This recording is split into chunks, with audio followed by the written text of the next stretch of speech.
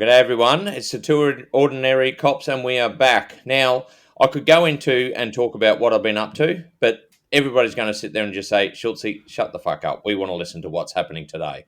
So, Damo, do you want to kick it off? Yeah, mate. So I think we're at episode 3 of what we'll probably call the Zac Rolfe series.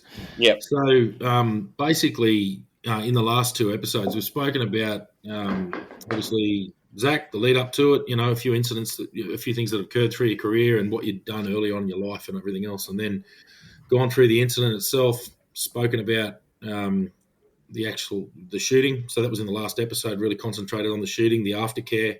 And what went on. And we started to touch on the fact just on what happened after that. But I think we might recap from the Sunday morning post-shooting about what occurred from there. And like sticking with the Two Ordinary Cops sort of mantra, I suppose, it's about the normalisation of the fact that forget a Caucasian police officer, it's that a man here doing his job has now been charged with murder and is now facing all of that. So welcome, mate. Welcome back. Hey, well, thank you, boys. Thank you again for having me.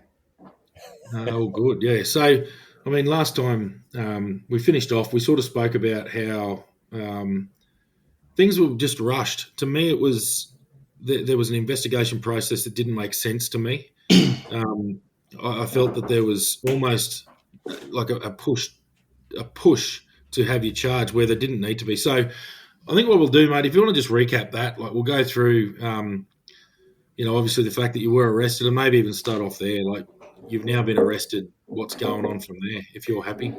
Yeah, for sure. Well, the shooting again, like going back, the shooting was on a Saturday night. By Sunday morning, I'm back at home. I wake up back at home. I go into the station on Sunday morning and have my organised meeting with a police psychologist. By the end of that meeting, I'm cleared to go back to work by the psych. I hang out in the muster room for a little bit, see some people, end up seeing one of the assistant commissioners, speak briefly. Now, I was rostered for 2 days off from that point, just as part of the roster, and due to go back to work on Wednesday. At that point, that's all I thought was going to occur. I was waiting to be basically given a direction to do an internal interview with professional standards commands. And for I'm not sure most of your listeners would know this, that for a criminal, if someone is interviewed criminally, they can refuse to answer. But internally, through professional standard commands, where we have to provide answers, but those answers generally can't be used, or they're not allowed to be used in a future criminal investigation. So I was waiting to basically for that process to begin by professional standards command. But I was sent home, basically had the 2 days off. Throughout that time, it was just kind of strange. Some detectives were sent down from Darwin to begin the investigation. I had a couple meetings with the commander, the assistant commissioner of Alice Springs Station at my house, and they were basically just trying to push me to take some time off work. And we came to an agreement that I would take off till Friday, and then I would return to work the following weekend. So instead of going back on Wednesday, I go back on Saturday. On the Monday, the detectives from Darwin were already down in Alice Springs, and they'd started their investigation. Because was given the extra days off, and I was basically living with my cousin at the time, my mum and my aunt decided to come visit. Obviously, it was a big deal, being stabbed, getting in a shooting, taking someone's life. So, yeah, my mum and my aunt decided to come up to Alice Springs and just spend some time with me and my cousin. They came up on Tuesday, I believe. Yeah, they came up on Tuesday because on Tuesday morning, because everything was basically going normal for me. There was no issue. Everything expected based off the bosses, everything that was coming at me, all the messaging was that I was to return to work in a few days. Looking back on it, I should have seen a bit more of the snakiness that was going on. But at the time, I didn't think anything was nefarious was occurring. So Tuesday morning, I wake up with the association members knocking on my door, letting me know that my name and my photo had been released on social media by someone in the community, and therefore now there's like a safety risk going on. So there's a number of meetings on Tuesday throughout the day about like my movements, and the assistant commissioner and the commander kept trying to push me to go up to Darwin. And I figured at this point, obviously because my name was out there, regardless of what was going to happen, I wouldn't be going back to work on Saturday. So I figured there'd be some time off. But if there's going to be time off, for me personally, it wouldn't be at Darwin. It'd be elsewhere. So I kind of I told them there's no, I'm not going to go to Darwin. I'd just go elsewhere, take a few weeks off. But then I ended up being directed on Tuesday evening to go up to Darwin, and obviously a direction by your bosses is you can't refuse it. So I was under the guise of the for my welfare, for my safety, the move up to Darwin. But if you look at the investigators' notes, so when I say the investigators, there's investigators now in Alice Springs, and this is like the regular major crime homicide team. From their point of view, their notes say, and their statements later say, that it's a justified shoot based on the evidence that they have, the body-worn video and the statements that they have. They were ordered to arrest me if I attempted to leave Alice Springs, and they refused. Then there's the secondary team that's been set up in Darwin, and on Monday they're already speaking about in their notes that they may have to move me to Darwin in order to enact the arrest, because their notes say that they thought there'd be a negative outcome for the investigators in Alice if they were to arrest me in Alice. But the investigators in Alice had just refused to arrest me based off the evidence. They even mentioned, the Darwin team even mentioned that there would be likely a belief that the move to Darwin would be seen as like a malicious move. But it was purely based on welfare, because as you know, all the cops, everyone's covering their ass in their notes. So anyway, I get moved up to Darwin on the Tuesday night, and then on that same day, we find out later that there's the same day, or maybe the Wednesday morning, because the chief minister had put in the head of ICAC to oversee the investigation, the head of the Independent Commission Against Corruption, to oversee the investigation into the shooting. There'd been a meeting with the head of ICAC, the head of Anti-Aboriginal Justice, like the director, I believe, some police commanders and up. And basically in that meeting, the head of ICAC is ordering the police to arrest me. And there's never, as far as I can tell, and I've seen, there's never been an investigation into why the head of ICAC, who was put in that position of overseeing the investigation by the chief minister, was ordering the police to do so. Why was the head of Anti-Aboriginal Justice in that meeting? Now, the police have been asked about it, and they say, it occurred and that it didn't have any issue, or it didn't have any influence on them. But obviously, after I was arrested, they emailed him saying, "Hey, Rolfe's been arrested as per your desires." But anyway, Tuesday, I'm sent up to Darwin, and I'm staying on the police base up there, the PMC. Everything, again, it's all gone a bit normal. On the Wednesday, nothing's happening. No one's telling us what's going on. So we're getting a bit stir crazy because there's not much to do. I end up going for just a run in the Arvo around base. And Tuesday, November, November in Darwin is muggy as, hot as. So I come back to the accommodation disgustingly sweaty. And basically not long after I walk in the door, and my mum was staying in the same kind of unit.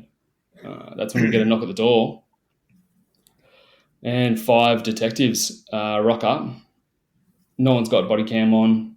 Knock up, walk in the door, and basically just say, "Hey, yep, Zac Rolfe, you're under arrest for murder," in front of my mum and all that. So that's how it went down. Jeez. Yeah, so from there, I think, because obviously in that moment, you're feeling, I already kind of knew this was going to go bad, and they moved too fast. You can tell at this point, but my feelings didn't matter. Obviously, you feel like spitting a dummy and having a crack and blowing up because you knew you were doing your job, you knew you did your job well, and they're going to do this to you. But I had to worry about my mum. Obviously, I didn't want to make the situation worse. So I remember I just hugged my mum, gave her a big like smile, and just I told her, hey, they're moving too fast. They've fucked up. Everything's going to be all right. And I just gave her a number to call, one of the guys in the cave up the road. I said, call this number. He'll be down here in a minute. He'll look after you. And then I jumped in the shower because obviously the detectives didn't want to let me shower, but I was gonna. So I had a shower. I said, come and have a squiz, come watch me. Had a shower and then taken to the watch house in Darwin City. Yeah. Yeah. So that's about where I obviously we'll talk about what went on after that, but that was, I think I mentioned last time, where I got wind of it. It's where I got a phone call, and I'd just gotten off the phone with a mate in Alice, and that's where it was. Mate, Ralphie's in custody for murder. And I went, no, he's not. I've just spoken to blah blah blah down in Alice. It's all sweet. There's no, mate. I'm telling you, I'm at the watch house. I'm looking at the screens. He's on 137 murder, and I couldn't believe what I was hearing. But yeah, that was just insane. But I think so. We've covered off now that we've gone through that. You've now been arrested. Do you want to just tell us what happened from there? So in the cells that night, like obviously it's a bit surreal, but you also do feel a bit of comfort because like you've worked in the watch houses before. You do have that level of comfort. So I'm put into a cell at the back, obviously by myself, processed. You get your fingerprints done, you get all your photos taken, all that kind of stuff. I'm sitting in a cell for a few hours, and for the first few hours, it's just like you can enjoy the quiet time. But again, I was only there for 5 hours. Initially, myself and I was obviously pretty off it, so I treated the watch house staff like didn't give them the time of day. But then once you calm down, you realize it's just the detectives, the watch house staff. They didn't want to be involved in that at all, and you could tell. Then a couple of times people came in, like one of the detectives came in, tried to get my phone PIN code off me. Told him to beat it. Another they come in and kind of ask you details about like if you were to get bail, where could you go, kind of thing. Professional Standards Command came in at some point, gave me some paperwork. I don't even know what that was. I can't remember. I think it was like the suspension paperwork. Then after 5 hours, I get walked out to the watch house front desk, and in Darwin City, if you guys can remember, you can from the front desk you can kind of see out through to the another set of offices. So in that hallway, which wasn't like technically the watch house, it's like more the police station part of it. That's where my mum was. So my mum was there. Luckily, the police chaplain had come down, and a couple of the boys were there, just sitting with her because obviously she's freaking out. She doesn't know what's going to occur. Then what happens? Probably the worst part of the night, obviously, was that the police let me know that they've denied me bail. So my bail's been denied. So I'm thinking, obviously, I'm on my way to jail and whatnot. But we managed to call the on-call judge. I think we did briefly talk about it. To call the on-call judge. He was read out the statement of facts at the time, which is just a description of what was seen on body-worn footage. He immediately gave me bail, but part of the bail conditions, the police mentioned to him that if I was to get bail, they needed me to be out of the NT. So I had to return to Canberra for my bail. So that night, as I think we mentioned again last time, walked out of the watch house, and before I'd even left, the police had released to the media the information that I'd been bailed. So there's another security risk right there. So we had to organise some security to get from the watch house to the hotel, moved rooms in the hotel to make sure, just to put something in place in case the room were bugged because you can't put anything past the cops. During my time in the watch house, they'd seized my phone, my mobile phone. So now I have like no way to connect to my support network or anything like that. But we get to the hotel, spend the night. I remember just because it was about coming up on when the bottle shop was closing, when we were when I was just gotten bailed, but obviously there's a long time to process. You're getting out, so I yelled out to one of the boys to run down to the bottle shop and just get us some beers. So we went back to the hotel and had a couple of beers, but it was just surreal. Got bailed, got back to the hotel, and I'm thinking this is all going to get sorted out soon. It can't not get sorted out. Next morning, I'm on a flight to Canberra, and you fly from Darwin. I think you fly from Darwin to maybe, I don't know, Brizzy or Adelaide, and then on to Canberra. As soon as you get out of the Adelaide airport, there's already media and reporters waiting for you, following you, taking photos immediately.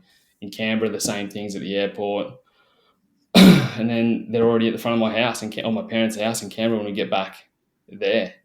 And that's where, my old man was waiting at home because he hadn't come up to Darwin. So then we get back to the house. There's some reporters at the front of the house telling them to beat it, and then you're back home in Canberra, and it's all just surreal. Yeah. Mate, Sorry, you go, Schulte. Yeah, mate. Just a couple of things. Obviously, I'm really, really shocked. The fact is, being a police officer is one of the biggest honours I ever did. Putting that badge on, integrity, being impartial, all that sort of thing. They trained us in how to do that. All right, and then they've gone completely on the back against what they trained us to do. They just went completely everything they taught us. They've just wiped the floor with it and gone, no, we're going to do this. It pisses me off because it makes every police officer look bad. Do you know what I mean? 100%. And it still hasn't been dealt with. And that's why I think it's such the NT police, I think we all know, is struggling so hard right now. And therefore that flow-on effect hurts the civilians in the NT because all these issues that you just mentioned, Schulte, they haven't been dealt with. They haven't faced up to it. If you fuck up, if you have a problem, you need to deal with the problem. It does not just go away, like is often the case in the NT. You kind of just ignore it. So and you're exactly right, because there's a number of, not to mention the bosses. Okay, if you say, let's say the chief minister hypothetically was like, I want this guy arrested. If you're a strong police officer, if you're a strong commissioner, you just go, who cares? Don't care what you think, mate. Now and then you lower it down. If you're a commissioner, because we know that there was a meeting with the commissioner of the police at the time, with a number of commanders, assistant deputy commissioners. They had the meeting. I think this might have been on the Wednesday. This was when the detective that actually arrested me, who was in charge of the investigation, or was on paper in charge of the investigation, he made notes on that morning saying there's not enough evidence to arrest. We need to slow it down. He then goes to the meeting. There's the commissioner of police, a number of other executive. They have a meeting. The commissioner then leaves. The detective is brought in, and he's ordered to arrest me. So from the same case, if the chief minister, if he did say, put pressure on you to arrest, and you're a commissioner of police, it's actually a good commissioner of police and strong, you say, don't care what you think, mate. If a commissioner or an executive member orders you to arrest and you don't believe in it, you just tell them to beat it, because it becomes basically an unlawful arrest if it actually gets pushed and investigated properly. You can't be ordered to arrest. Exactly. This is the thing. The office of constable holds the power of arrest. That's the individual person. You can't be ordered to arrest. You've got to believe on reasonable grounds yourself to execute your... No. 100%. And the notes show it. There was 101. Exactly. We know this. And the police notes show that the order was made. After the order was made, that detective that said, there's not enough evidence. There's no evidence that's come in the last few hours. Just that order. He then says, I believe on reasonable grounds. So we know what that means. It's his covering his ass. He's doing what the bosses are telling him to do. He's rolling over. Yeah. But he has to live with that. So yeah, you're exactly right. And there's a number of police officers involved who have all just rolled over, I believe, and I think they're suffering for it, as they should. Yeah. It's the amount of times people put in those predicaments, and it's just fucking shocking. It's hard, and I understand a lot of people they feel this pressure, and there's financial pressure because it's the job. There's a lot of other pressure, but at the end of the day, you have to be strong enough to deal with it. Like, you're a cop, you're a person. At the end of the day, like, it's like the old peer pressure thing from you're a child. Like, you just get over it, get past it, do the right thing. The right thing might be hard. Do it. Yeah. So that's the rant. No, well, it's good. And I'll just cover off on a couple of things for those listening along. People might think, the Chief Minister runs the Northern Territory. That's not correct. In Australia, we have the separation of powers. I've mentioned it a couple of times now on the podcast. He's elected to run the administration of the Parliament, and that's fine. But Australia's run on rule of law. We don't have a dictator in charge who orders everyone around. It doesn't happen. The Commissioner of Police is commissioned to run the police force in accordance with the Police Administration Act. It's also very funny. I work in incident management now. I train it. I work in it with the RFS. We're trained forever. Don't get bogged in the weeds. Lead the strategy. Lead the intent. You don't lead the strategy. No one above the rank of absolutely at the highest level should have been superintendent, should have been saying anything about arrest. What should have been happening was that the commissioner could have put that through an intent, which stands, general order stands, so it's already there. Conduct a thorough investigation and act on the evidence. Just do your job. I'm not telling you how to do your job. It's an operational matter. It's got nothing to do with me as the Commissioner of Police. Even to the point, the Commissioner could have turned around and could have dealt with the tension in the community and gone and brought the temperature way down by going, this matter will be investigated very thoroughly. These detectives are, experienced homicide detectives are going to carry out an investigation. The coroner will, as per the law, carry out an inquest into this matter. The information I have at this stage is that a brief of evidence will be presented to the coroner, and the coroner will make their determinations and carry out their inquest from there. As this is an ongoing active investigation, there's nothing further I can speak about. And the reason for that is it's inappropriate for me to speak in public about matters that are still under investigation because I don't know the outcome. And just pour water on it, bring the temperature down and go, we understand this is a tragedy. A young man's lost his life. Do all that. That's the job of the police commissioner. Secondly, one of your employees is now under investigation for murder. Throw some fucking welfare around him. Don't get bogged in the weeds. The major crime have got that. And PSC are going to be probing their style in. Yeah, sure. Okay, it can be overlooked by ICAC, and that's like, yeah, fucking cool. After we've done all our shit, we'll give you what we did, and you can review it. Fuck off. You don't dictate anything to us. Yeah. And this is what people get so scared about. Police are so used to having the shit kicked out of them in court and not fighting back and go, nah, tough. Police administration, we're the authority on that. Thanks. Thanks for your input. Appreciate your opinion. Fuck off. Yeah. And that's 100% agree. But they bend. They just bend and bend and bend. And they're the ones that should have turned around and gone, hey, ICAC, what you're suggesting is unlawful. So if you want to flirt with attempt to pervert the course of justice, that's on you. But I'm sorry. Yeah, and not to mention that exactly, and not to mention the day after he had that meeting, the head of ICAC then went to that protest in Alice Springs, and that's when he said, cheered about, if you don't say Black Lives Matter, you're guilty of corrupt behaviour. And he actually had to remove himself because there was such an uproar from the investigation, from the oversight.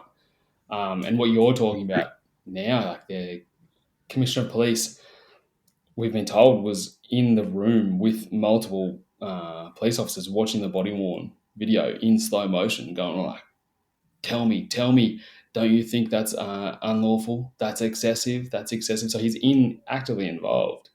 And after I was found not guilty way down the line, we were told that he gripped up all the investigators and just blew up at them like, how on earth did you not get him, kind of thing. But it's messy how it all occurred, and it's messy that these guys didn't have the spine to stand up and do the right thing. It's just made a mess, and it hasn't been dealt with. No. And like that upper level management, that shows a level of oafishness. And I mean oafish in that you can be a bully, but you're not correct. Like exactly. The coppers at the Link Cafe siege in coronial inquest, or the inquiry following that, it was hypercritical of executive members engaging in operational decision making, or even remotely trying to influence the operational outcome of that matter. And I don't think they did very much. Like, I don't think that the senior levels did play too much in that operational space. But even ones that could be perceived to have been dabbling in that space got their bottom smacked in the coronial inquest.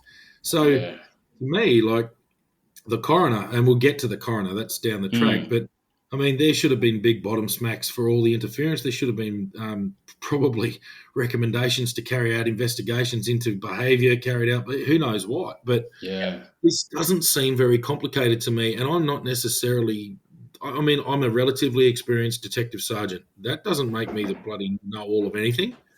But I mean, Mm. if I can see this so clearly, I guarantee you that more experienced members of the police force and anyone with any time in criminal investigation and the law completely understands what I'm talking about. Yeah. But Yeah. it just blows my mind. But mate, Yeah. we've rambled a good little tangent there. But I think what we're talking about is the human experience of Mm. you've been arrested, you're on bail, you're now in Canberra. Tell us about that.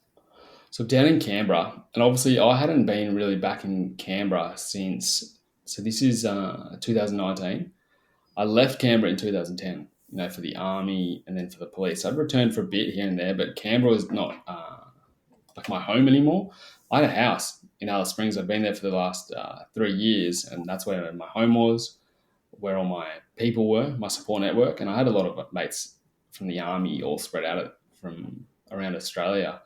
But Canberra really wasn't it for me. So the first few weeks was surreal, and it kind of just felt like, okay, I'm having a bit of forced rest right now, and it's all going to sort itself out. But after a few weeks, there's kind of you're just waiting, and there's nothing happening. Obviously, there's a lot of shock. A lot of people already, like, it was big in the news who I was, so I was kind of like isolating myself a fair bit, which is fine by me. But the family side, it doesn't just affect me, because everyone, especially everyone that's close to my family members, they all know about it, and so it's like affecting my family real bad. After a few weeks, it kind of is. You kind of just start getting stir crazy, and you're waiting to get some information in. But as you know, like in an investigation like this, it doesn't come for months and months and months. So we're even chasing. It takes us weeks to even get our hands on the body-worn video from me and my legal team. And I remember there was a bit of like fighting between us and the cops, and we finally got the body-worn video. And I remember sitting down and watching it with my lawyers, and we were all just going, because there's that worry. Even though I know that it was a clean shoot, even though I know that I did the right thing, there's a worry that, what does the body-worn show? Am I looking left when I'm turning to the right? So like, is it looking one way and the other? We watched the footage, and we kind of just were confused. We were just like, what? How? I remember my lawyers thinking, oh, this is going to be the easiest case we've ever had if it even gets to trial. Mm. And we started thinking along those lines that this is going to have to get dropped. So once I got the body-worn footage, there was because again, it's surreal for a couple of weeks. Then you're starting to get stir crazy, getting worried about what body-worn shows, because maybe it just looks really bad. Something completely innocent can look bad by a different angle. We see the body-worn footage and we go, oh, we're all sweet here. It shows what happened to the majority of the incident. But then we started getting we started hearing things from back in the police force. And this is probably why they didn't want me in the NT. Because even from Canberra, the investigators have probably forgot by this point that computers and the internet and phones are real, because I can still communicate with people in the NT. So I've got a new phone, I can still talk, so I'm starting to hear information. This is where I start hearing about like the investigators that got sent down to Alice, refused to arrest me. I started hearing all this dodginess was going on. So we started to get worried about that. I guess I started to get worried about the corruption in the case. And being a member of the police force, I guess I didn't have that belief, which a lot of people do have, and they should be allowed to have. And it would be good if it was real. That belief in the police force, that it is all good, that it's a righteous organisation. I think we know that that's the goal, but the organisation is full of people and people are fallible. So I started realising it kind of like logically, what was the situation I was in, and I kind of refused to be helpless. So I started thinking about worst case scenarios and how to deal with the worst case scenario. So I was like, okay, what's the worst case scenario for me? The worst case scenario for me is that the police manipulate the evidence. I get locked up for 25 years. And I was like, can I deal with that? Can my family deal with that? And I was like, my family can't deal with that. I was like, I can probably deal with that. I don't want to deal with that. So I'm going to put some things in place.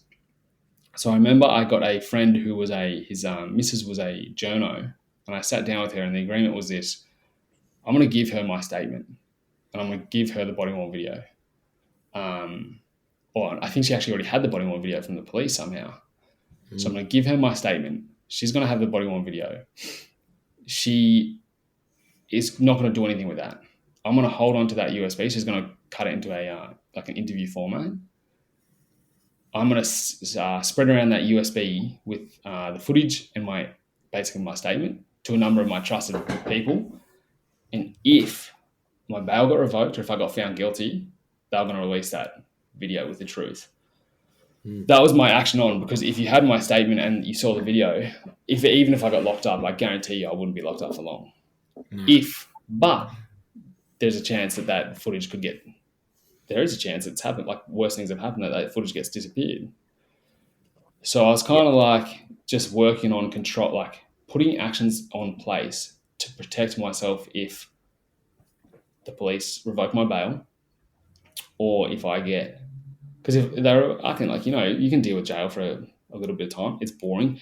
A lot of scumbags deal with jail for a long, long time, and they get through it. You're going to get through it, but can your family get through it? Do you want to get through it? So I was putting things in place to, I guess, control the potential outcomes. So I did that, spread the USB around with the instructions that if I do get locked up, if I do get found guilty, pump this out there. Because once the truth is out there, I couldn't imagine I would stay in jail for long, because my family wouldn't be able to deal with it. So I did that, and then it just becomes this real weird, slow rule. Obviously, how old am I? I was 28 years old. I was 28, I think, living with my parents. So back at home after 10 years away, not a ideal situation. Under stress, not only on myself and the whole family. So it was like obviously a pretty stressful time, like not ideal at all. So I'm trying to maintain not a positive outlook, but a fine outlook, a strong outlook. Because if I started to break down, I think my parents, especially my mum, would see that as a sign of I must be concerned about the outcome, when it was never really about that. I knew that legally, looking at once we eventually got the evidence, we're all going to be fine. But it wasn't about that. You're just feeling you're just angry. You just feel like a loser sometimes. You feel like there was no reason to get up. But I tried to do all the right things. I'd wake up, I'd walk my dogs, because I had dogs, so you have to walk them. So it's good to have those responsibilities, because they were the only reason I had to get up. So I woke up, would walk the dogs, work out, tick that box, and then I'm basically the dogs have been walked, I've worked out, I've got to walk the dogs again at the end of the day. And I'd basically just be getting through the day that way. Eventually, I started volunteering at some at a homeless shelter down there, just to do something, and the people there didn't recognise me for a while. When they did start to recognise me, there was a bit of security issues for the staff, so I stopped doing that. Started volunteering and working in a warehouse down there just to be busy, just to get out of the house. But it actually took, I think, the average time from arrest to committal is either 3 or 6 months. It wasn't until 9 months, so no, longer than that, September, I believe, so shooting is November 2019, September 2020 is when we get to committal. So the committal is where, as you guys know, that the basically the prosecution case at that time gets presented, and we finally start to seeing some evidence, some part of the file against us, the majority of the file against us. For the committal, I was able to just watch it by video link in Canberra. We don't really present our case at all, but we get to see the police case. And this is where I believe they presented their file, and it was something like approximately 50,000 pages to get through. But yeah, then we get to the committal in Canberra, and that's where we see their main case. But it gets real hard in waiting for that time. Mate, I can't comprehend it. We've all had little investigations here and there that eventually were dealt with, but the anxiety was bad enough in that. So, mate, I take my hat off to you there. That's the anxiety, and like you say, that what did you do with your house? Like, you've got furniture and belongings in Alice Springs, and you can't be there. What'd you do with that? Yeah, so it was one of those so it was one of the ones where like it was a police house that they were like sorting out the rent for. You can either take the extra money or take a police house. I took a police house. So it was their house, so I had to pay for removalists to get my kit out and send it down to Canberra. So I had to get one of the boys over to just like throw all my kit in a removalist place and send it down to Canberra for storage. And then never saw the house again. So you're dealing with that admin as well. I remember on the Tuesday that I got directed to fly to Darwin because I had dogs, and to fly your dogs, you need to get that little certificate from the vet. Even then, the cop's like, you can't leave your house, you can't do this, you can't do that. And I was like, get fucked, mate. I was like, I'm dropping. So I took my dogs that day. I took my dogs straight to the vet, got that certificate, dropped them off at my mate's house. And even that stuff, I think the commission, the assistant commissioner down there, I think she was like, we'll pay for your flights, we'll pay for the dog flights to get down to Canberra and stuff. And that never occurred. So you got to sort out that admin as well, like emptying your house from removalist stuff, and getting the dogs back to Canberra. But all the boys were good about it. But the bosses did not lift a finger to assist with any of that. And their excuse was the whole time, we can't like contact him because he's under investigation, this and that. I think I mentioned as well, there was one liaison officer that would call me every something like 6 months, like, you okay? And I'd be like, no. They'd be like, oh, okay. Sweet. Yeah. Do you need me to do anything? I'm like, yeah, heaps. Oh, can't really do it. Can't do anything. See ya. Yeah. Cool, mate. That was it. So, sorry, you keep going, mate. So I guess so we get to the committal, which is actually good because you finally get to you finally move forward a little bit. And we see the police case against us. So we have this 50,000 page file, but we haven't got the time to go through it just yet. So we basically get to the committal and kind of see what's what. This was the case, I guess, at the end of the day. The police had, and the DPP, had decided that the first shot was justified. The second and third shots were not justified.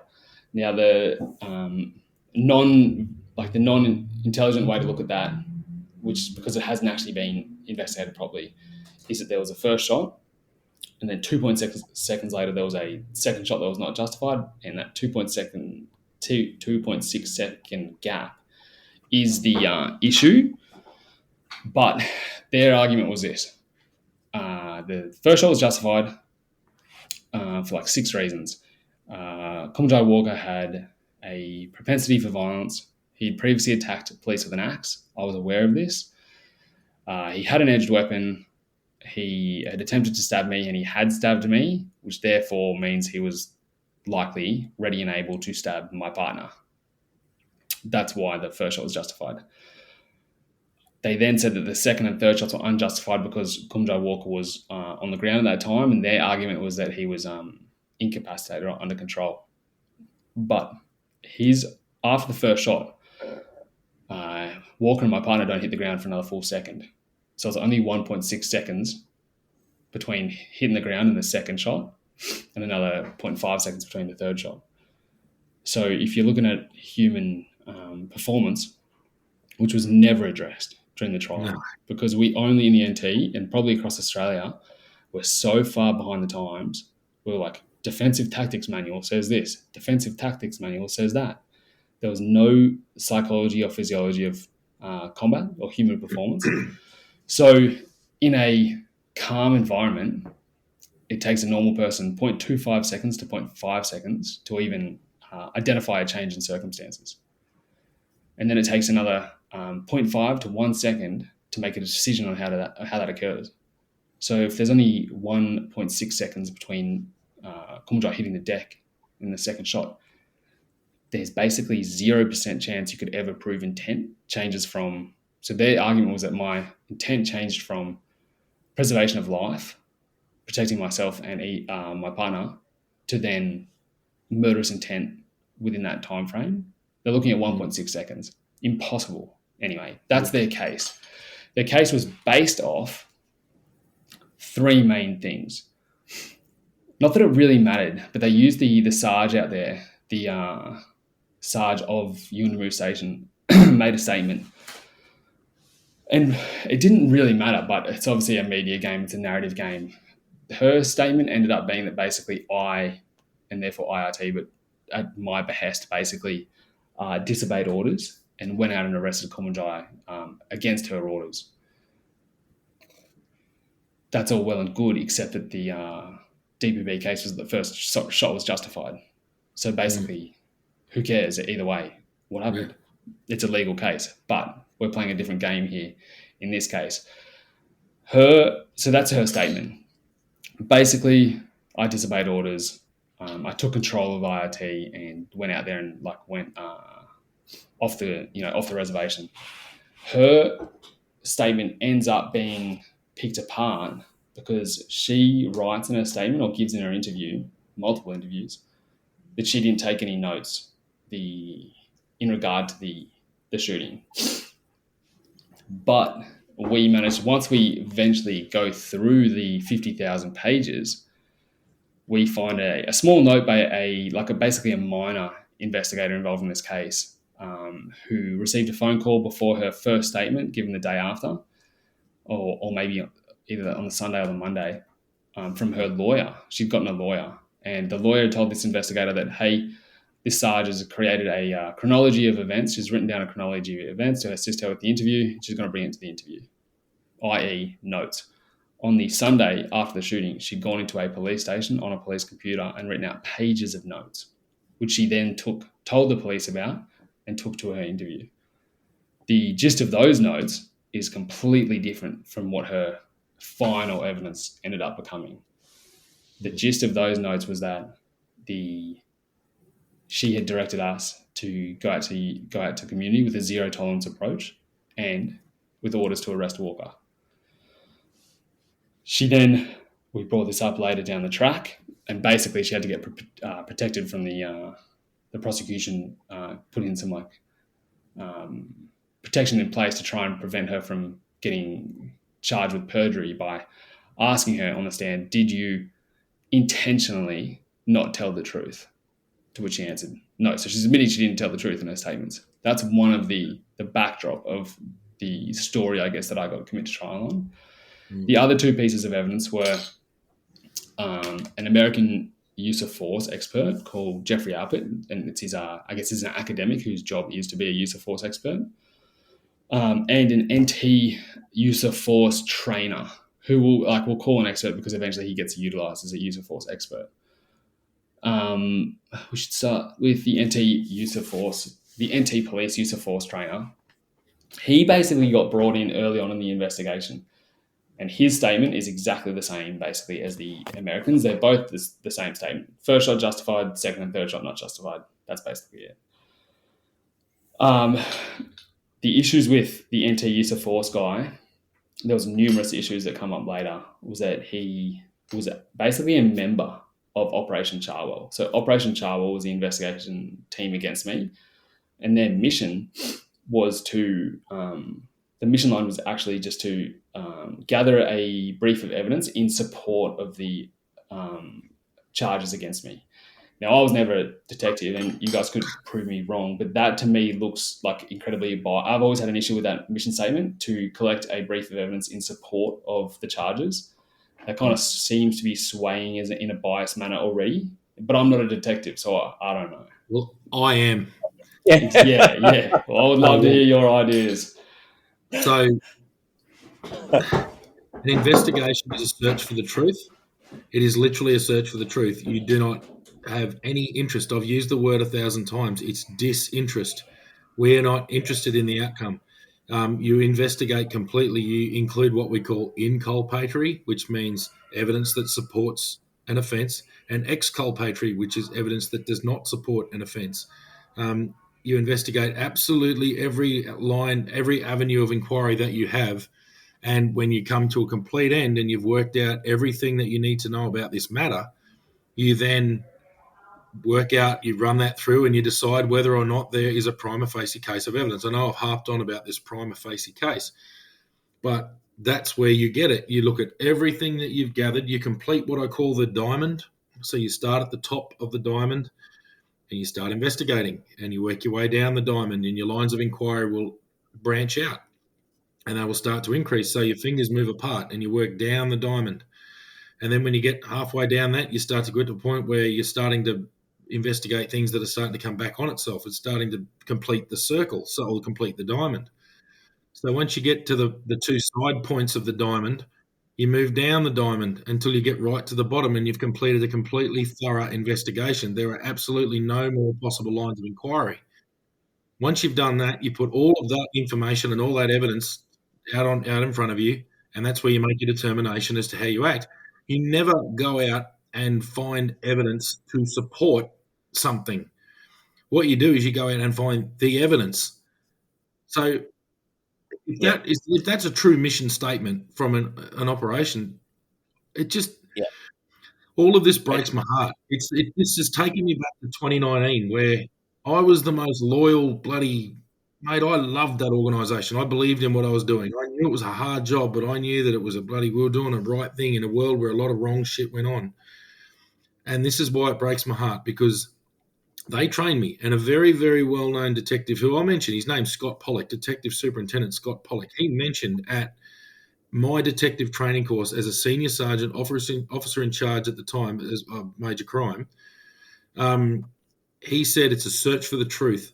We must remain completely and utterly impartial. There is nothing that we have to add to this investigation. Our job is to extract all of the evidence, inculpatory, exculpatory, just like I said, and provide that. So anyway, that's so my it's crazy, because everything I say, obviously, it's going to be looked at, and it's being looked at because I've said these things before. I've said worse things, or not worse, but more what would seemingly be crazy or wild things before. There will be no negative outcome against me. If I was to be lying on this in this chat, there would be cease and desist letters. There would be defamation cases against me by the investigators involved or by the NT police. None of this will come. Everything I do is based off evidence that I have. I have all the receipts, all the evidence. So I have from the police the operational Charwell management organisation list, which has the mission statement there. So I have it all to back it up. It's all public. It was basically all publicly available. So that was, and talking about the prima facie case, already by this point, through the initial statements, because I didn't give a police statement. It got messy. I was there to give a internal statement, and I got sent away. Got offered an EROI, a criminal interview later, and I understand normally. I know there's some thinking of, if you're a police officer and you've done nothing wrong, give the statement. It didn't feel right, and I'm glad I didn't, because obviously the investigation was gone a certain way by this point already. My version of events, the basic version of events, was captured on the body-worn video. I said he was stabbing me, he was stabbing you. I had been stabbed. That's all captured on evidence. And if you look at the body-worn video later down the track, there's a further description between me and a couple of the boys about what had occurred. So basically the immediate version of events already is there. And basically, so I hadn't given an EROI, but the other police officers there, the one in the room mentioned that he, at some point, like obviously we'd been attacked, he didn't have Walker under control. He heard some sounds, didn't realise he'd been shot, then he realised he'd been shot. By the third shot, he still wasn't under control, because it's after the third shot that they're still fighting that the other police officer in the room still yells out, stop fucking around or I'll smash you. That's after the third shot, because they're still fighting. Another police officer outside the door, he comes into the door, he sees the fight going on. He says, I actually see the second and third shot occur while the other two are still fighting on the ground. So there's still, not to mention, the other police officer on the room has a cut on his chest near his armpit, and his his uniform's cut.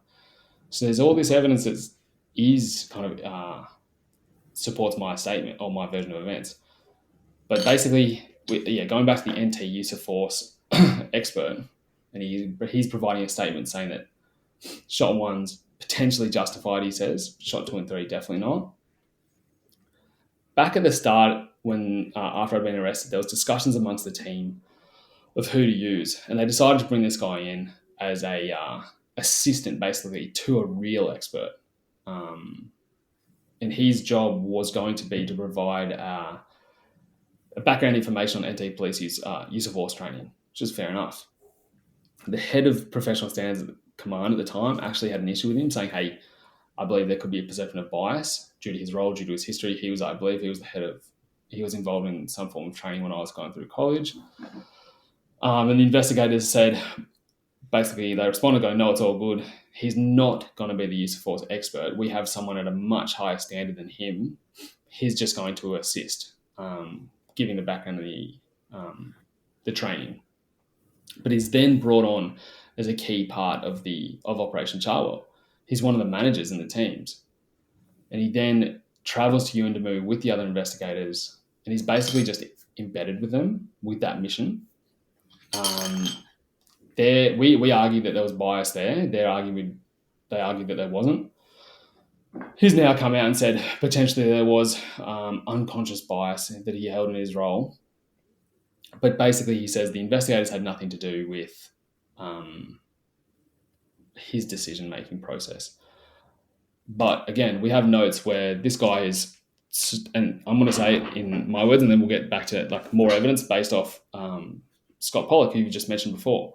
It's a shared opinion that his incompetence was so high that he actually had to get one of the head investigators to reach out to Queensland Police to get a copy of their use of force expert evidence template because he didn't know how to write it.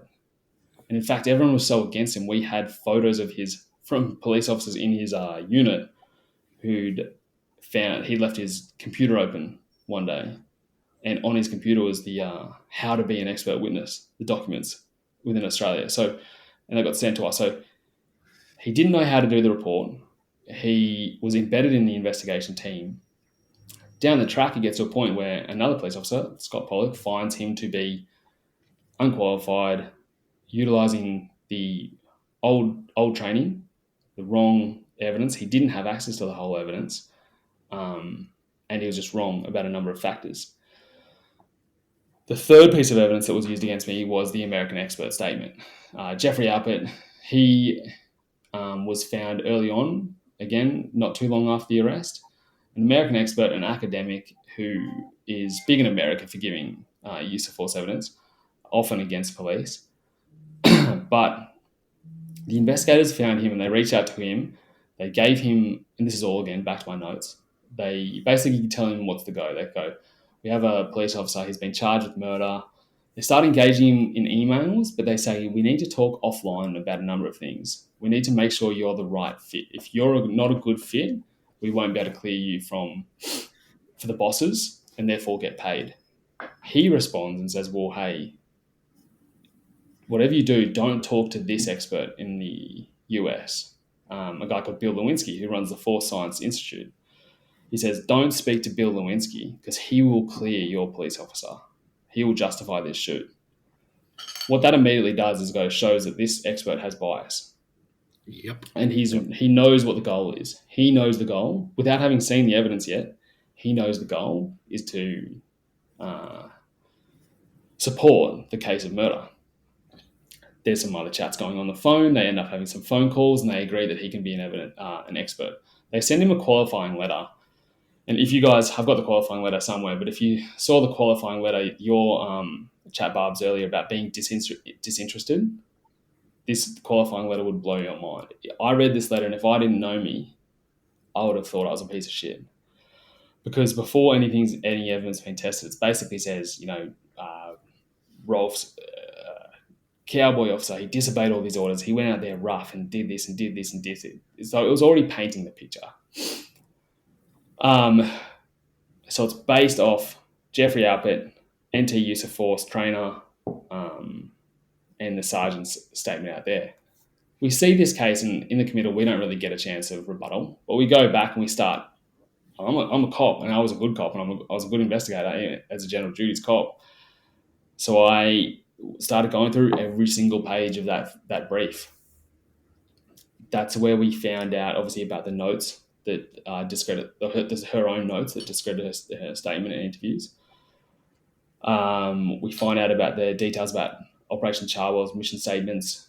We find out about some of the issues with the NT use of force experts, lack of competence. But we also find an email between Jeffrey Alpert and the investigation team. And we're lucky that we found this email. He sends an email late one night to the investigative team going, "Hey, mate, I've lost the draft version of my report that you made changes to. Can you send that back to me? And I'm happy to make those changes." 10 minutes later, he sends another email going, "Disregard, found it, I'll make those changes now." If he didn't lose that version for 10 minutes, we never would have pulled on this string. Yeah. So then we start pulling on this string, sending more subpoenas, getting more emails, to the point where we have the emails showing that the Operation Charwell investigators were working on a Word document with the American use of force expert, changing it up together, working on the report together. So not only did he get paid $100,000 for this report, he's working on it with the NT investigators, which completely ruins that independence of an expert. Now, before we even get to trial, and probably because we found out about this, I think that he actually gets removed from the case because I think they decided that he wasn't qualified to give criminal expert evidence in Australia because he never had. But as you would know, that would be a horrible day for him and for the NT police force if he was in the box and got cross-examined on those edits, because we never got some of the, for example, we never got the actual draft reports. We never got what was actually edited. We only could see what they never gave that to us. We only found out what was in the emails. So it gets to the point where, he says, the Sarge out there orders the police, the IRT, to arrest Walker. And the detectives go back to them like, "Hey, you've said that she's told them to arrest Walker." It makes the next paragraph a little bit messy. And he goes, "Oh yeah, happy, you good catch. I'll take that whole bit out about her telling them to arrest him." So it gets proper messy like that. But he gets removed. So the three things I've done on committal: American use of force expert, NT use of force or training expert, and the Sarge. In the next few months back in Canberra, we're just waiting for the trial. But we hear this, we hear some whispers from up north that there's a coronial report going on from, I guess we're happy to say his name because it's all public as well, from Scott Pollock. So concurrently, next to the criminal investigation, Scott Pollock had been doing the coronial investigation. So he's basically just analysing the evidence that the criminal team had found. He came up with a number of issues, and he ended up bringing that to the attention of the investigators or the assistant commissioner in charge of the investigation. A few of the issues were this. He basically found that the bias involved with editing those emails that we just talked about, he found the same thing, unacceptable. He found the NT use of force trainer was using outdated information, was not qualified as an expert, was biased, and was wrong about a number of issues. He also found that there was evidence that had not been passed on to either expert, including that the other police officer in the room had that cut in his arm or on his armpit, and that his shirt had been cut. Major piece of evidence in the case, in the shooting case, where my argument is that the offender was trying to stab my partner after stabbing me, and there's evidence that supports that. And not only was he never, there's photos of it from others, and that police officer had the photos and presented it to the police. Not only was he never interviewed about that cut, he was that information was never passed on to any of the experts. His shirt was eventually tested, and it said, from a textiles expert, and that cut in his shirt, likely from a edged weapon similar to the scissors, same per the cut in his armpit. So there's a lot of bias going on. There's a lot of evidence that's not being passed on. And Scott Pollock passed it up to the, I guess, the chain of command, going, hey, not saying this is happening on purpose, but just for the purposes of a professional investigation, this needs to be addressed. He ends up getting berated by the executive at that point, and basically accused of trying to, and I didn't know Scott Pollock. I've never met him. To this day, I've never met him and never talked to him. He ends up getting berated by the executive and basically kicked off the case. And then he goes on, because he's had, you would know more than me, I've only heard things about him, but he had this long, amazing career, and then he gets treated like that, kicked off the case. Basically for what he stood up and was like, this is not right. But at first off, he was like, mate, this is just not professional. This needs to get done properly. And then it became very obvious what was occurring. He got kicked off the case. They replace him with another police officer of higher rank. That police officer then completely rewrites the coronial report. So Pollock ended up writing in his report that this was the most biased police investigation that he's ever seen in his time, and that there was another case similar, a tea tree shooting decades ago, where the bias was the same but opposite. But the bias was in favour of the police involved. The judge said, or the judge made findings, that the bias was so much in favour of the police shooting that no one will ever know what actually occurred, and that the outcome of this should be at minimum internal discipline for the investigators, if not more. Scott Pollock finds that the same situation is here, but reversed with a bias against the police officer, myself. But he gets removed from the case, and then they get this other police officer on, and they rewrite the coronial report completely 180 degrees, supporting the investigation. None of the stuff that he has mentioned is in it.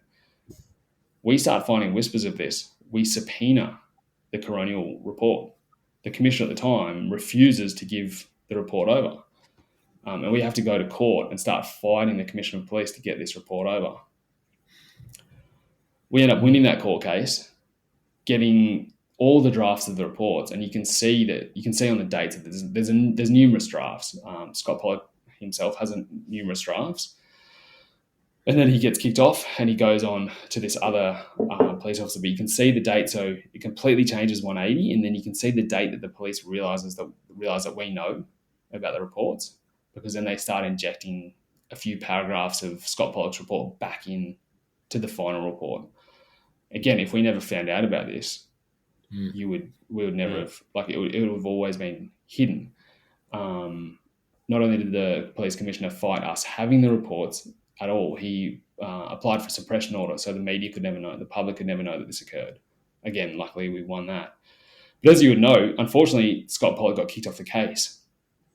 I would imagine, because he hadn't finished his investigation yet, once you find that the case is a biased case in any way, let alone the most biased case you've ever seen, all three of us know that the way you question someone can affect their answers. And the best, easiest study for this that we all hear is that there's a big group of people watch the footage of a car crash, and then they're separated into three separate groups. One group's asked a question along the lines of, how fast did the first car smash into the second car? The middle group, how fast did that first car hit the second car? And the third group, how fast did that first car bump into that second car? The first group, they say they're always basically saying it was traveling at a faster speed, definitely not the third group. So the way you ask a question, we all know the way you ask a question, you can lead someone. You can push someone one way or the other. It's easy to do so. So I'd imagine that Scott Pollock's next steps would be, he would have to re-interview every witness, because I know police that have come to me and made complaints about how they were interviewed and how, when they gave it just in their witness statements, and how they were interviewed, and how when detectives didn't like their answers, they were basically berated for a different answer. And that's cops who have been in the job for over 10 years. Now, there are a lot of cops involved in this case who are junior, so you can only imagine how that would have occurred, or what that could have done. Again, we'll never know what the true investigation would have brought up, because it's never going to happen, because the damage has been done. So that's the lead up to the trial. So we found out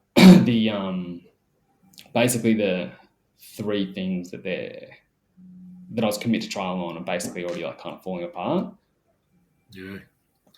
Yeah. But I'll sorry, come. you guys. Yeah, mate. Look, one of the things on just a quick question for you. The Damo and I started doing, and we spoke about this in the podcast before, how we started actually um, doing video statements for everybody. The Mm, reason being is because that way we can't be showed to lead the people in the mm. investigation and so on and so forth. Were they all interviewed as in on video and audio? Some of them were. Some were interviewed video and audio, but it gets to the point where before, like up to this point now, I believe the Sarge, for example, has done 5 or 5 plus separate interviews or statements. So there's some statements, there's some interviews, some are done on video, some aren't done on video. Uh, Um, some of the, like what I talked about with the some are just emails, like emails from the investigators to certain police officers with questions and answers. Some of those which have never come as part of the brief. Yeah. So there's a so mix, and they fucked it. even they fucked it completely. And not only this, they forced most of the police officers involved. This is the criminal investigation team. They used the coronial investigation powers to force members to give statements, but utilized it for the criminal case. Now, none of those statements were negative towards me or provided any evidence that was negative towards me. But if they did, we probably could have fought that, and none of those statements would have been admissible No. Yeah. Because they were all coerced. Yeah. So the whole thing is just incompetent and fucked. Yeah. Yeah. But It's yeah, a sad so day. I mean, obviously, I've known about this for a while, and listening to you now, like, we're at an hour. It's probably not a bad time to sort of wind this one, and then we'll talk about you yeah, going through the trial in the next that's a one. good idea. Yeah, Yeah, but just to sum up, I think the beauty of talking to us, mate, is that, mate, we're ex-NT coppers. We know this shit, yeah, you and guys it just know it. Mm, breaks my heart because both of us, mate, we were bright-eyed, bushy-tailed in 2007 when we joined that job, and I would even say when I left, I was still happy enough. I was happy I did it, but mm, it breaks my heart. And I'll mention something that, no, I won't actually. Scott Pollock said, I know Scott Pollock. mm, He mentioned something to me. He was working as a night shift incident controller during the COVID matter. That's how he'd been pulled so far away from investigations. He'd been put in mm. uniform to be a night shift emergency operations center incident controller for COVID. So basically, just not doing anything. Yeah, Um, and he was a broken man. And to come from, he was the most prestigious detective in the Northern Territory, Yeah. mm, without peer. There were some excellent detectives in the NT, but he was number one, especially from my point of view and the way when I was trained in 2010 in detective work and then designated and further on down the line. But I know him, and I know that he was a consummate professional. And I also know that, imagine the heartbreak he's feeling after 30 odd years in the police force. So, yeah. Well, um, there's the thing is like there.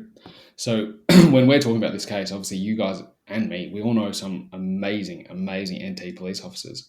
Unfortunately, there's just some police officers involved in these cases which just have the ability that they can have to cause damage to a wider organization is insane. So, for example, Scott, he stood up. He was one of the few cops involved. Actually, there's a fair few cops involved, but he was one of the ones that stood up within this case to do what only wasn't the intelligent thing, the professional thing, the legal thing, the right thing. He did the right thing, morally and legally. And yeah, he was, look what happens to him for it. He was the pressure was put on him to break him. mm, That's what the NT that's what the NT police often do. Yeah. So I guess happy to. It's probably a good time to stop now because then I guess in the lead up next few months, all that's occurring is me just basically trying to get to trial. Because often I think we mentioned before that it's often the defence delaying or causing mm, delays to the trial, but it was just consistent delays by the prosecution to get to the trial. There's some Well, yeah, we'll talk about the actual lead up to the trial next time, like starting about like Yeah. when the trial's getting close. What because you have some obviously, as you guys know, you have some pre-court or pre-trial court appearances, which are pretty important. Which Yeah. again show some craziness by the NT police and the DPP. But for me back home, I guess the journey from committal to trial was basically I kind of had a purpose again, and the purpose was to go through because now I finally had the case. So the purpose was I'm an investigator. I'm investigating the investigation, Yeah. and it was there was a purpose again. As the kind of as messed up as it was, as much as I shouldn't have been there. Um, but yeah, the damage that it's done to a broader community is rough because you lose an investigator like Pollock. That's years and years of experience that he could have taught to someone else or to multiple other cops. And it's happened a lot up and down the chain of command because I know cops that have, I know heaps of cops who have left, who have quit because of this job, because of the shooting. Heaps of cops who have just quit the NT because of the shooting, and they could have been, or they were amazing senior partners to junior cops. Now the junior cops coming through have less senior partners. So Yeah. again, it's like what we said about the start. Until you address the actual issue, until you identify the issue, shine a light on it, and address it and fix it, it's not going away. No. No, that's right. And mate, it's funny how you talk about the drainage. Sorry, Shelty, just 2 seconds. The guys that could have been good senior partners. Well, I look at my cohort that left, so I'm talking that upper level of the lower, basically the King Dicks of Shit Mountain, for a better term. So you're talking your detective sergeants, your sergeants. The brain drain from that rank, from that rank was Yeah, massive. yeah. I think back to the really long-term senior constables, your up-and-coming sergeants who are probably, on the way to senior sergeant and some probably higher. Yeah. That cohort was gutted, absolutely gutted. Yeah, There was I a think bit we of a mentioned it lull. before. There was a lull. There was about a 2 year lull from the arrest, where you just assume that, or a lot of people did assume. Again, a lot of people didn't know me in the police force. The people that did know me knew something was up immediately. But for the majority who didn't actually know me, you just assume I'm in an organisation that is professional because we're professional. This guy's been arrested for murder. It's been videotaped. Something must have gone wrong on Yep. video. Yeah. Everyone assumed that for about 2 years. Then Me whatever on included. video comes, and everyone should be able to. Not only do people have a like a default to truth that you trust people who you should be able to trust. For example, the police executive. It just makes sense because there was video of it. But once the video came out, I think that's when the real loss of everyone started bouncing or leaving the organisation. Yeah. Yep. Yeah, mate. I'm like one thing. I didn't know you back then. I knew of you, of course. Especially when I found out about all this. And I remember one of the first things I ever said when I basically, because a lot of people ask me questions, and I said, from what I've seen, I've been an investigator. I've been heavily involved in investigations. I know the policy and procedure and all this sort of stuff. And I turned around and I said to him, I said, the NT police have done not only an injustice to the community, but to Zac, but to the whole organisation. And I saw that without knowing you, just from the information that I was getting. And I said, Yeah, it, mate, it pissed me off because the fact is nobody's going to get an answer exactly, and because they're not. no, they've just completely fucked it. And I mean, I was gutted. But this is coming from someone that never knew you. I knew of you, and I looked at the evidence that I had available at me at the time, and I've gone, no, this is a complete injustice to the whole justice system. Yeah. Yeah, I think we can cover that. Yeah. I think we might wrap it up. It's an hour and yeah, 15, well, but I'm happy with that. mate, so obviously we've covered off on that interim period that would have just been the hardest. People wouldn't think about that, but you got Yeah, motivated people. You're a motivated bloke. It would have been brutally hard. So I think next time we roll into the Supreme Court trial itself, obviously the time that took, how it was for you being obviously in the stand and accused of these things and the media attention. And I think we'll cover that off as well. And I remember getting asked, someone said, are we going to do carton of the week? I said, we're not going to do it through while we talk about the investigation. We should not make light of this. We need to get through the serious part. We can obviously do our cop thing later on. There'll be banter and stuff in later episodes, but I think at the moment it's just, I don't want to be trying to be funny in things that are not funny. Yeah, No, I agree. no, that's exactly right. There's a time to be serious, and there's a time to investigate, and that's when we put that hat on. So, but anyway, mate, stay on because we can probably kick off with another one. But what do you reckon, Damo? We'll finish this one off and then kick it along. We'll talk offline, boys. I've got a big day tomorrow. Yeah, sweet. But no, we'll wrap it up. So that's episode 3, and we'll be back next week. So stick around. Coming up, Supreme Court trial, and then on to a few others. Yep, for sure. Yeah, all right, done. everybody. We'll see you next time. All the best.